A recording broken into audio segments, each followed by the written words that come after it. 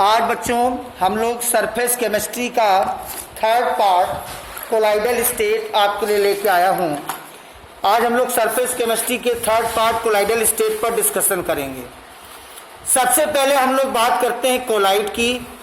Collide क्या है? तो कोलाइड जो होते हैं ये ऐसे पदार्थों का सॉल्यूशन होते हैं जो चर्म पत्र झिल्ली या पार्चमेंट पेपर द्वारा डिफ्यूज नहीं होते। मैं बता देता हूं कि कोलाइड जो होते हैं जल में नहीं घुलते और होमोजिनस सॉल्यूशन नहीं बनाते। Colloid not easily dissolve in water and not form homogeneous solution और पार्चमेंट मेम्ब्रेन द्वारा भी डिफ्यूज नहीं होते। इनको कोलाइड कहते हैं। जैसे दूध है, मक्खन है, दही है, बादल है, धुआं है, आइसक्रीम है, गोंद है, सोडियम पोमिटेट है, ब्लड है, ये सारे कोलाइड हैं। इसके बाद बात आती है क्रिस्टलाभ की। क्रिस्टलाभ का मतलब ये होता है कि ऐसे पदार्थ के सॉल्यूशन जो पार्चमेंट पेपर द्वारा डिफ्यूज हो जाए, जो चर्म पत्र झिल्ली द्वारा डिफ्यूज हो जाए। जो चर्म पत्र झिल्ली के द्वारा डिफ्यूज हो जाते हैं उनको हम क्रिस्टलाइड्स कहते हैं या क्रिस्टलाभ कहते हैं। तो अभी हम लोगों ने दो चीजों को जाना है, एक तो कोलाइड और दूसरे क्रिस्टलाभ। कोलाइड वाटर में आसानी से डिसॉल्व नहीं होते और होमोजेनस सॉल्यूशन नहीं बनाते। इन्हें हम कोलाइड भी कहते हैं। इन्हें हम कलिल सॉल्यूशन भी बोलते हैं, कलिल सॉल्यूशन, या इन्हें हम सॉल भी कहते हैं। और सॉल्यूशन की जो ये स्टेट है, इस स्टेट को हम बोलते हैं कोलाइडल स्टेट। और एक और भी महत्वपूर्ण मैं बात आपको बता देना चाहता हूं, कोलाइडल सिस्टम में या कोलाइडल सॉल्यूशन में या कोलाइडल स्टेट में जो सॉल्यूट पार्टिकल्स होते हैं, विलेय के कण होते हैं, उनका आकार 1 नैनोमीटर से 200 नैनोमीटर तक होता है, या 10 एंगस्ट्राम से, या एंगस्ट्राम में अगर हम बात करें तो 10 एंगस्ट्राम से लेकर के 2000 एंगस्ट्राम तक इनका कोलाइड सॉल्यूट पार्टिकल का साइज होता है। तो कोलाइड के विषय मैंने बताया कि कोलाइड जो होते हैं ये जिस सब्सटेंस के सॉल्यूशन होते हैं वो पार्चमेंट पेपर द्वारा डिफ्यूज नहीं होते। जैसे दूध है, मक्खन है, दही, बादल, धुआं, ब्लड, गोंद, ये सारी चीजें पार्चमेंट पेपर से डिफ्यूज नहीं होती। ये सब कोलाइड है। और जो क्रिस्टलाइड्स होते हैं इन पदार्थों के सॉल्यूशन यानी क्रिस्टलाभ के सॉल्यूशन पार्चमेंट पेपर द्वारा डिफ्यूज हो जाते हैं या विसरित हो जाते हैं। जैसे यूरिया है, सोडियम प्रोपियोनेट है, शुगर है, एक्सेट्रा।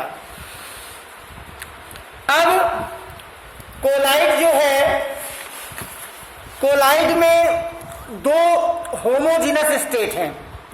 कोलाइड सॉल्यूशन में 2 होमोजिनस स्टेट होती हैं और ये 2 होमोजिनस स्टेट का विषमांगी मिश्रण है। कोलाइड विलयन 2 होमोजिनस फेस का या होमोजिनस स्टेट का विषमांगी मिश्रण है, हेट्रोजिनस मिक्सचर है। अब वो कौन कौन से 2 होमोजिनस फेस हैं? पहले सॉल्यूट के पार्टिकल्स। जो सॉल्यूट के पार्टिकल्स होते हैं या विलेय के कण होते हैं उसे हम बोलते हैं डिस्पर्स्ड फेस, परिक्षिप्त प्रावस्था। और दूसरा विलायक के कण, सॉल्वेंट पार्टिकल्स, यानी डिस्पर्सन मीडियम। यानी जो कोलाइडल सॉल्यूशन होता है उसमें जो सॉल्यूट होता है उसको डिस्पर्स्ड फेस बोलते हैं और जो सॉल्वेंट होता है जिसमें डिस्पर्स फेस घुले हुए होते हैं उसे बोलते हैं डिस्पर्सन मीडियम, परिक्षेपण माध्यम। उसके आपको कुछ एग्जाम्पल मिलेंगे डिस्पर्स और डिस्पर्सन से।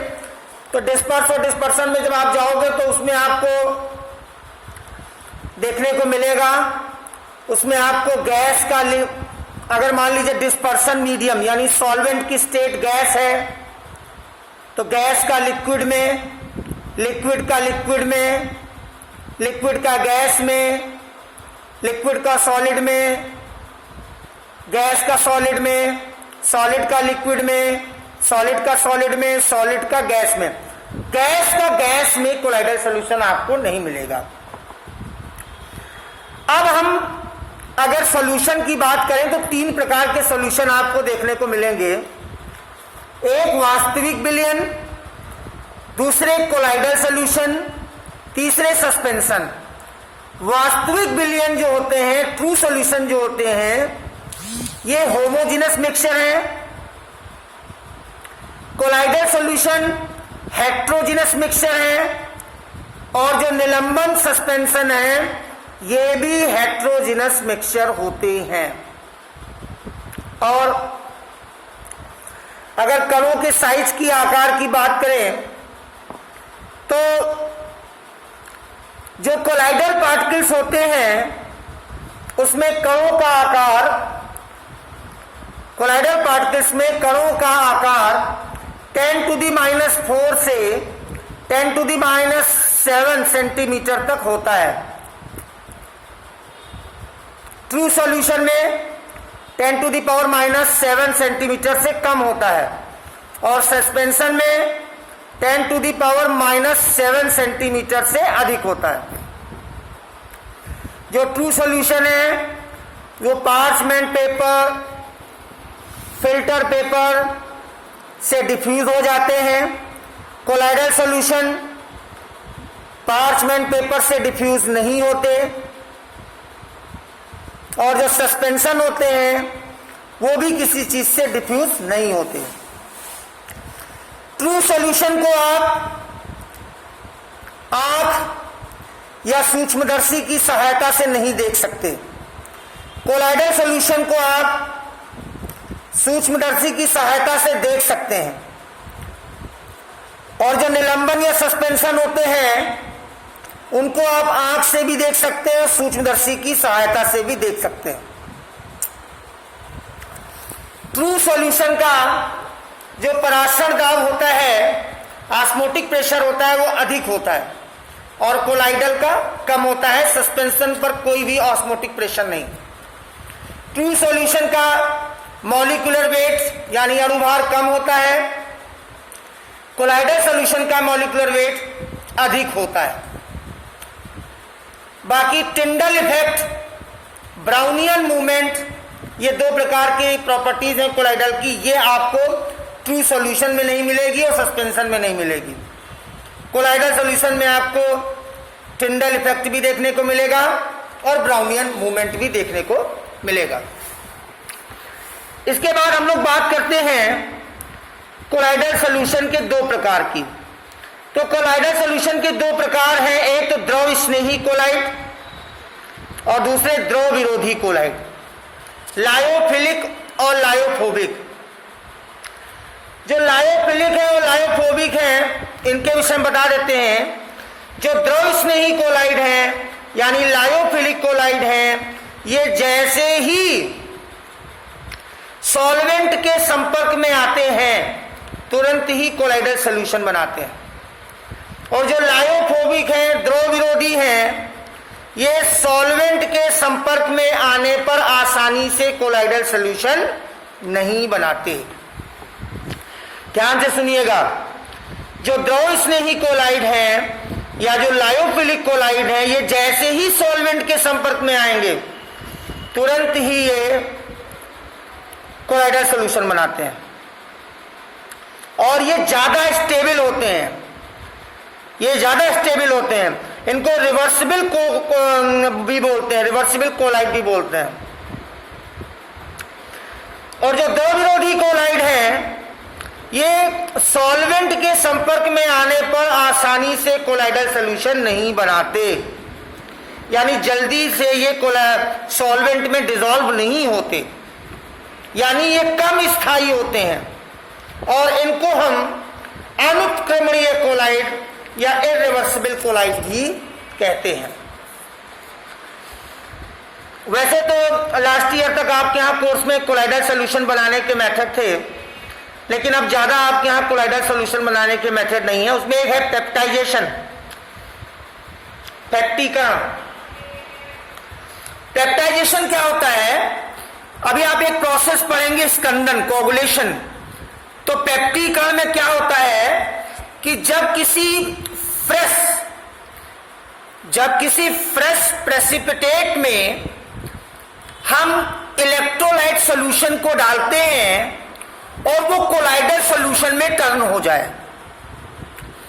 कोई फ्रेश प्रेसिपिटेट, कोई ताजा बना अवक्षेप, फ्रेश प्रेसिपिटेट जैसे फेरिक हाइड्रोक्साइड का फ्रेश प्रेसिपिटेट और उसमें FeCl3 फेरिक क्लोराइड मिला दीजिए। फेरिक क्लोराइड इलेक्ट्रोलिटिक है, विद्युत अपघट्य है। तो जैसे आप फेरिक हाइड्रोक्साइड में फेरिक क्लोराइड यानी इलेक्ट्रोलाइट को मिलाते हैं तो कोलाइडल सॉल्यूशन बनता है। तो प्रेसिपिटेट से कोलाइडल सॉल्यूशन में चेंज होने का जो प्रोसेस है, उस प्रोसेस को हम पेप्टाइजेशन बोलते हैं या पेप्टीकरण बोलते हैं। फिर से समझ लीजिए, किसी ताजा बने फ्रेश क्रिएटेड प्रेसिपिटेट यानी अवक्षेप में जब हम कोई इलेक्ट्रोलाइट मिलाते हैं, विद्युत अपघट्य मिलाते हैं, तो वो उसके साथ जब मिलाकर हिलाएंगे तो वो कोलाइडल सॉल्यूशन में चेंज हो जाएगा। जैसे फेरिक हाइड्रोक्साइड का हमने ताजा बना अवक्षेप लिया, फ्रेश प्रेसिपिटेट लिया, और इसमें हमने फेरिक क्लोराइड का डाइल्यूट सॉल्यूशन मिलाया। तो डाइल्यूट सॉल्यूशन मिलाने पर हमको कोलाइडल आयरन का एक आयरन हाइड्रोक्साइड का कोलाइडल लेयर मिली। ये कोलाइडल सॉल्यूशन प्राप्त बन गया हमारा। ये आपके यहां पे इस प्रोसेस को बोलते हैं पेप्टाइजेशन। इसी पेप्टाइजेशन का विपरीत होता है स्कंदन, कोगुलेशन। पेप्टाइजेशन में हम प्रेसिपिटेट को कोलाइडल सॉल्यूशन में चेंज करते हैं with the help of electrolyte solution, विद्युत अपघट्य विलयन की मदद से। और स्कंदन में क्या करते हैं? उसमें हम किसी कोलाइडल सॉल्यूशन में इलेक्ट्रोलाइट मिला करके उसको हम कोलाइडल प्रेसिपिटेट में चेंज करते हैं। यानी प्रेसिपिटेट से सॉल्यूशन का बनना पेप्टाइजेशन, पेप्टीकरण, और सॉल्यूशन से, कोलाइडल सॉल्यूशन से कोलाइडल प्रेसिपिटेट का बनना यानी उल्टा, स्कंदन, कोगुलेशन। जैसे ब्लड जो है, खून जो है, वो आपका कोलाइडल सॉल्यूशन है। अगर उसमें अब हमने फिटकरी लगा दी, ये फिटकरी नेगेटिव फिटकरी जो होती है वो आपकी इलेक्ट्रोलाइट है। उसमें एल्युमिनियम भी होता है, पोटेशियम भी होता है, पॉजिटिव आयन होते हैं। तो ये जो फिटकरी होती है ये इलेक्ट्रोलाइट है और ये क्या करती है कि ये नेगेटिव कोलाइट ब्लड के साथ कोगुलेट कर लेती है, थक्का जमा लेती है। तो यहां पर देखिए ब्लड है कोलाइडल सॉल्यूशन और उसमें फिटकरी लगाने पर वो प्रेसिपिटेट में चेंज हो गया।